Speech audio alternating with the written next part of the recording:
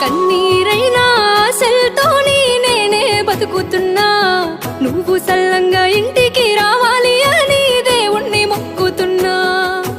ఆ ఎండ వానల్ల జంతు అరణ్యంలో ఏ చెట్ల కిందున్నావో, నీ పేగులు పాటలు పాడుతున్నా గాని ఏం తిన్నావో లేదోరో.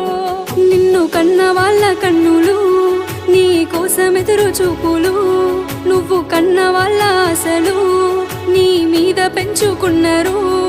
ఆ యుద్ధాన నువ్వు ఉన్నావో, నేను యుద్ధాన్ని చేస్తున్నాను. ఏ చేదు కబురింటానో ఆ కబురు వింటేనే బతికుంటాను.